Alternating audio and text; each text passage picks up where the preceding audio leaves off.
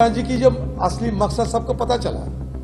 पहले से ये कह रहे हैं कि बंगाल में हम 2 सीट देंगे। 2 सीटें हम जीते थे ममता बनर्जी को और बीजेपी को हराकर। तो क्या दया करेंगे हमें? क्या दया करेगी ममता बनर्जी? उनकी दया को कौन भरोसा करती है? जैसे जैसे लोकसभा चुनाव नजदीक आ रहे हैं, विपक्षी इंडिया गठबंधन में दरार बढ़ती जा रही है।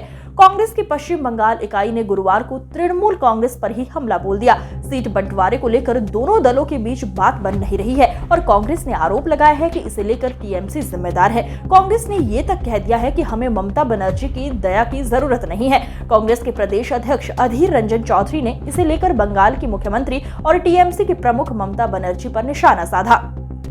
उन्होंने राज्य में कांग्रेस के साथ सीट बंटवारे को लेकर बनर्जी के इरादों पर शक जताया। उन्होंने मुर्शिदाबाद में एक प्रेस कॉन्फ्रेंस के दौरान ममता के उस कथित ऑफर का मजाक उड़ाया जिसमें राज्य की 42 में से कांग्रेस को 2 सीटें देने की बात कही जा रही है। चौधरी ने कहा कि ममता बनर्जी का असली चेहरा सामने आ गया है। टीएमसी कह रही है कि वो बंगाल में हमें 2 सीटें देने के लिए तैयार है, मगर इन दोनों की सीटों पर पहले ही कांग्रेस सांसद है। हमने ये सीटें टीएमसी और भाजपा को हराकर जीती थी। ऐसे में सीट बंटवारे को लेकर ममता बनर्जी पर भरोसा कौन करेगा? उन्होंने कहा कि जीतने के लिए ममता को कांग्रेस की जरूरत है, हमें उनकी नहीं। कांग्रेस नेता ने कहा कि हम राज्य में अकेले चुनाव लड़ने में और पिछली बार से ज्यादा सीटें जीतने में समर्थ हैं। हमें ममता बनर्जी की दया की जरूरत नहीं है। अगर उन दोनों सीटों पर टीएमसी अपने प्रत्याशी भी उतारती है तो हम वहां जीत दर्ज करेंगे। 2 सीट में लड़ेंगे, इससे ज्यादा सीट में लड़ने का हमारी ताकत है, हिम्मत है, हमारे साधन है, हम लड़के दिखाएंगे।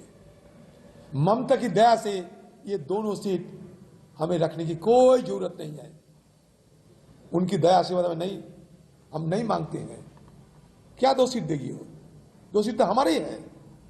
वो क्या नई तरीके से क्या देगी?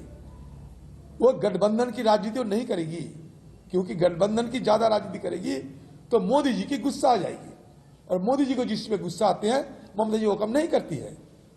आपको बता दें कि लोकसभा चुनाव को लेकर क्षेत्रीय दलों और कांग्रेस के बीच सहमति किसी भी तरह से बन नहीं पा रही है, जिसका फायदा भाजपा को होना तय माना जा रहा है। ऐसा सिर्फ बंगाल में नहीं बल्कि कई राज्यों में हो रहा है। आज की खबरों में बस इतना ही। देखते रहिए राष्ट्रपथ न्यूज। नमस्कार।